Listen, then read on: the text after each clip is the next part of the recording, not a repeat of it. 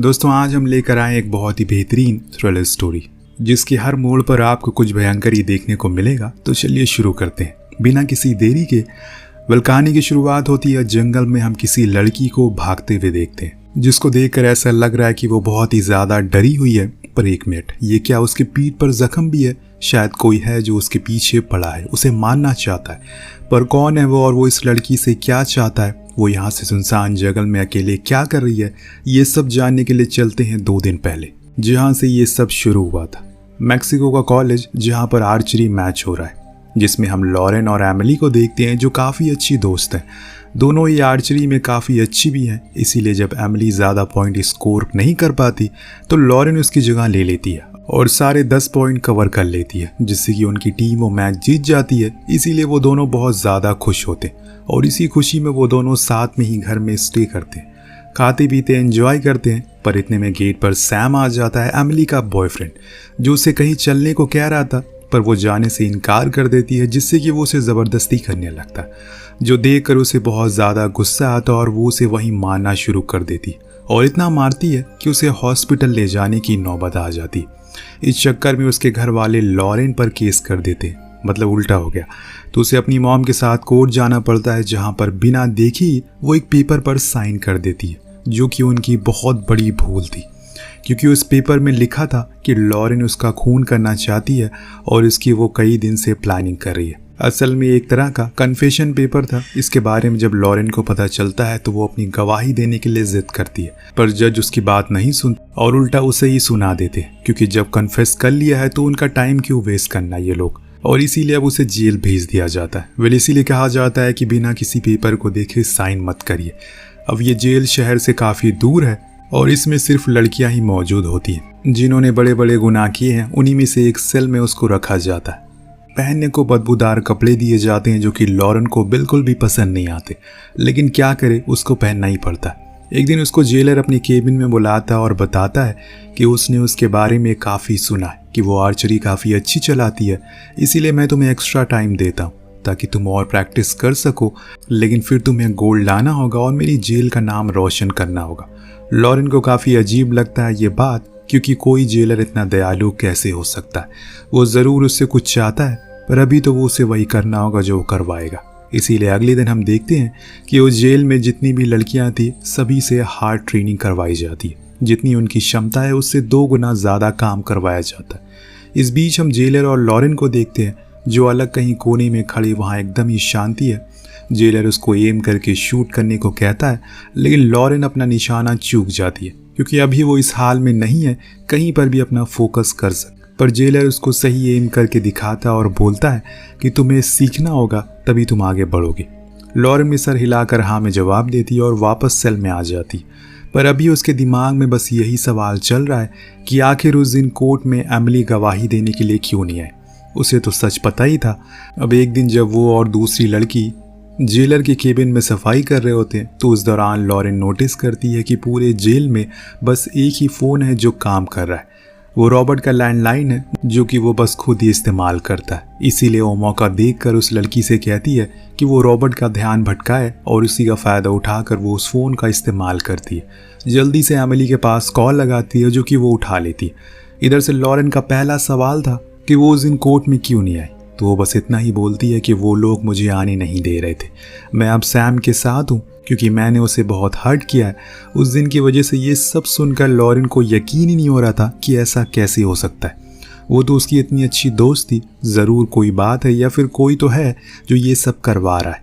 किसी को उसे कुछ चाहिए, क्योंकि बात करते समय एमिली की आवाज़ में एक डर था। इतने में रॉबर्ट आ जाता है और उसके हाथ से वो फ़ोन छीन लेता है और कहता है कि तुम्हें यहाँ के रूल्स फॉलो करना होगा। तुम्हारी इस गलती की वजह से मैंने तुम्हारी 1 साल की और सज़ा बढ़ा दी, पर अभी तुम्हें पनिश किया जाएगा, जिसके लिए तुम्हें और कैटी जो उसके साथ वाली लड़की है दोनों को जंगल में पीठ पर सामान रखकर दौड़ाया जाएगा पूरे दिन। अब जैसे कहा जाता है सेम वैसे ही होता है, पर काफ़ी देर चलने के बाद लॉरेन थक कर गिर जाती है और माइकल जो कि रॉबर्ट का साथी है उससे कहती है कि उन दोनों की उसकी मदद चाहिए। वो बंदा भी उनकी बातों में आ जाता है और उन दोनों की ओर अट्रैक्ट होने लगता है, कि इतने में ही मौका देखकर कैटी उसके ऊपर एक पत्थर से वार करती है, पर वो ज़्यादा ज़ोर से उसे लगती नहीं। लेकिन फिर लॉरेन उसकी आंखों में स्प्रे कर देती है, जिससे कि वो कुछ देर के लिए अंधा हो जाता है। देन वो दोनों मिलकर उसे बहुत मारती है, इतना मारती है कि वो बेहोश हो जाता है। पर अब इस मौके को वो हाथ से जाने नहीं दे सकती। यही सही मौका है यहाँ से भागने का, पर सबसे पहले उसे माइकल को ठिकाने लगाना होगा। इसीलिए वो उसे घसीट कर किनारे तक लेकर आती है और फिर उसे कसकर एक पेड़ से बांध देती है ताकि वो फ्री ना हो। अगर वो होश में आ गया और चिल्लाने की कोशिश की, जिसके लिए वो उसके मुंह पर बेल्ट बांध देती। देन वहां से नीचे की ओर जाती है, जहां से मे बी कोई रोड दिख जाए या कोई मदद मिल जाए। इसी चक्कर में पूरे दोपहर इस जंगल में भटकती रहती हैं। दिन उसी दौरान उन्हें आगे जाकर एक कॉटेज मिलता है, जिसके गेट खुला हुआ था। जब वो उसके अंदर जाती हैं तो देखती हैं कि वहाँ पर ज़रूरतों का सारा सामान था, खाना पीना, कपड़ा और पैसे भी मौजूद थे, जिसे देखकर वो बहुत ज़्यादा खुश होती है क्योंकि अब वो सेफ़ है। इस बीच अब लॉरेन को देखती हैं जो कि वॉशरूम में होती है कि तभी उसके पास कैटी आती और कहती है कि मुझे पता है कि तुम्हें किसी ने धोखा दिया है। ये सुनकर वो रोने लगती है और दोनों एक दूसरे के करीब आ जाते हैं, जिसके कुछ देर बाद बाहर किसी की आवाज़ सुनाई पड़ती है। जब वो बाथरूम की खिड़की से देखते हैं तो वो असल में रॉबर्ट था। जी हाँ, ये उसी का घर है, पर शायद उसे पता चल गया है कि लॉरेन और कैटी भाग गई जेल से, इसीलिए वो परेशान हाल में यहाँ पर आया है। यहाँ पर आते ही वो अपनी दवाइयाँ खाता है, जिस दौरान दोनों लड़कियाँ तुरंत कपड़े पहनकर अलग अलग जगह पर छुप जाती हैं। फिर कुछ ही समय बाद रॉबर्ट को टैप से पानी की आवाज़ आती है। वो समझ जाता है कि किसी ने अभी शावर लिया है, इसीलिए वो चौकन्ना हो जाता है और घर की तलाशी लेना शुरू कर देता है। वो थोड़ी दूर पर ही छुपी हुई थी, इसीलिए वो उसे जल्दी से पकड़ लेता है। पर इतने में वहाँ पर लॉरेन आर्चर लेकर आती है और उसके हाथ पर शूट करके उसे वहीं अटका देती है। इसी का फ़ायदा उठाकर ये दोनों वहाँ से भाग जाते हैं, पर जाते जाते ये उस घर की सारी लाइन को भी काट देते हैं। लॉरेन रॉबर्ट की कार को भी पंचर कर देती है ताकि वो किसी भी तरह उसका पीछा ना कर सके, ना ही उसे पकड़ सके। इसके बाद वो दोनों जंगल के काफ़ी अंदर चले जाते हैं, पर उन्हें अब जाना कहाँ है किसी को पता नहीं होगा। दूसरी तरफ हम रॉबर्ट को देखते हैं जो बुरी तरह घायल है, लेकिन उसने फिर से जैसे तैसे करके वायर्स को जोड़ लिया, जिसकी मदद से वो स्टेशन पर कॉल करता है और उन्हें यहाँ पर जेफ को भेजने को कहता है क्योंकि अभी वो मुसीबत में। जिसके कुछ ही देर बाद वहाँ पर वो आ जाता है। इसके बाद वो दोनों सबसे पहले तो माइकल को ढूंढते, जो रॉबर्ट की आवाज़ को सुनकर डैड कहकर उसे पुकारता है, जिससे हमें पता चलता है कि वो उसी का बेटा है। इसी वजह से वो उन लड़कियों को ढूंढने से पहले उसे ढूंढने गया। बड़ी ही मुशक्क़त के बाद वो उन्हें मिल जाता है, पर अब अंधेरा होने को आ गया है, इसीलिए वो दोनों लड़कियां एक हिल पर जाकर बैठ जाती और बातें करने लगती है। जिस दौरान कैटी उसे एक डायरी दिखाती है जो उसने रॉबर्ट के घर से उठा ली थी, जिसको पढ़कर उन्हें समझ आता है कि ये गेम तो बहुत बड़ा है।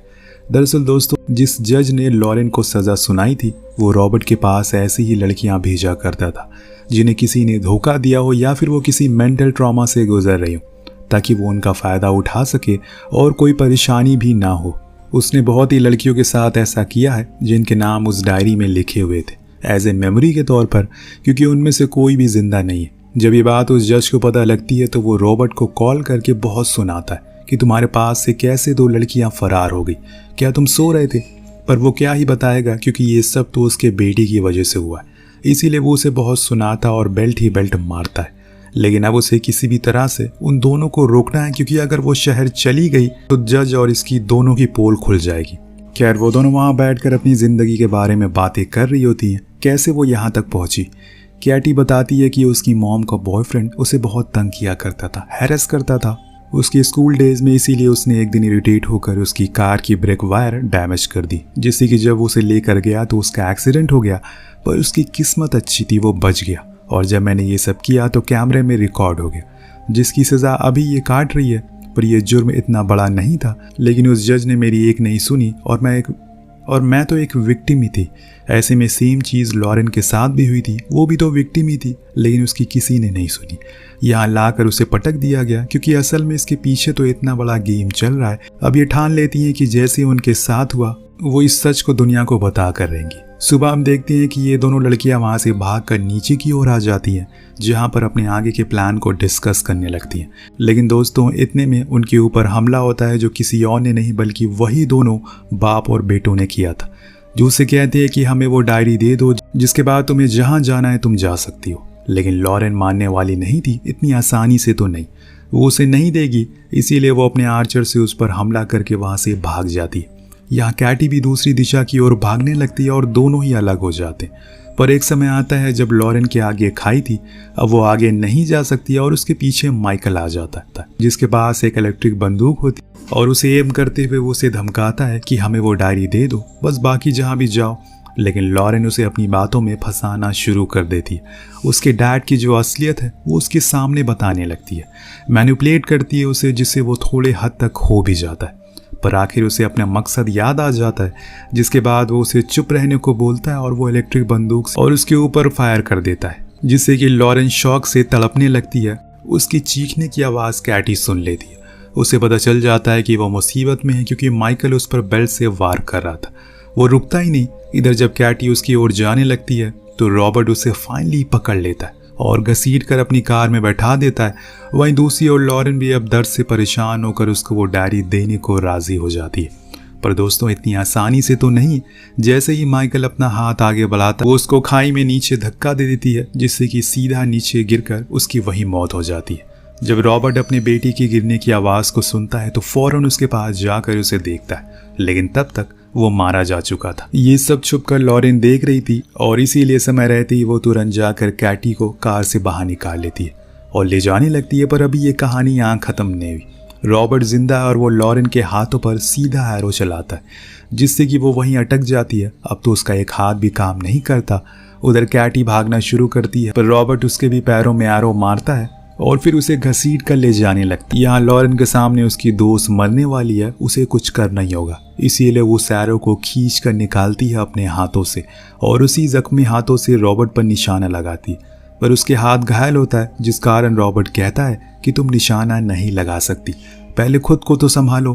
पर यहाँ लॉरेन अब अपने मन को कंट्रोल करना सीख गई थी और ईश्वर का नाम लेकर वो तीर छोड़ती है, जो सीधा उसके सीने को चीर देता है और यहाँ रॉबर्ट की मौके पर ही मौत हो जाती है। यहाँ उसने लॉरेन को हल्के में ले लिया था, इसीलिए आज वो मर गया।